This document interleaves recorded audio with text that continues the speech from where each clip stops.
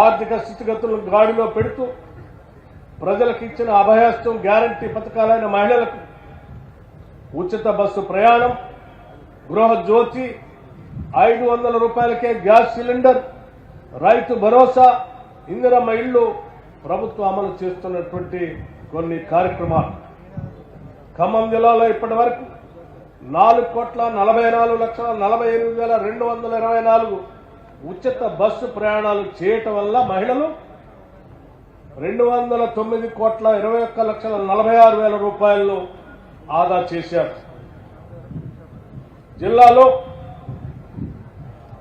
2,29,034 కుటుంబాలు ఉపయోగించిన సిలిండర్లకు సబ్సిడీ కింద ప్రభుత్వం 26,31,00,000 రూపాయలు చెల్లించింది.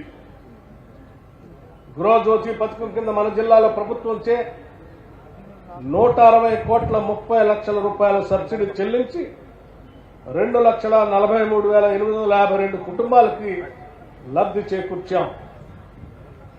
పేదవాని సొంత ఇంటి కల సాకారానికి ప్రజాప్రభుత్వం ఇందిరమ్మ ఇళ్ల పథకాన్ని అమలు చేస్తుంది.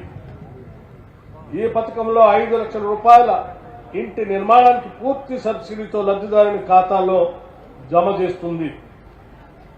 మొదటి విడతగా జిల్లాలో నియోజకవర్గానికి 3,500 ఇందిరమ్మ ఇళ్ల చొప్పున మంజూరు చేస్తూ జిల్లా మొత్తంగా 15,561 ఇందిరమ్మ ఇళ్లని ఇప్పటికే మంజూరు చేశాం.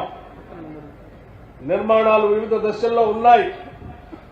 ఇప్పటి వరకు నిర్మాణ దశల బట్టి లబ్ధిదారుల ఖాతాల్లో 122,89,00,000 రూపాయల్ని జమ చేశాం.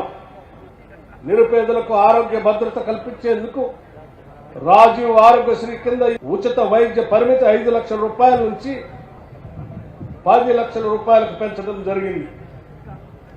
జిల్లాలో ఇప్పటి వరకు ఈ పథకం ద్వారా 10,876 మందికి వైద్య సేవలు అందించి 22,90,57,000 రూపాయల్ని ఖర్చు చేశాం.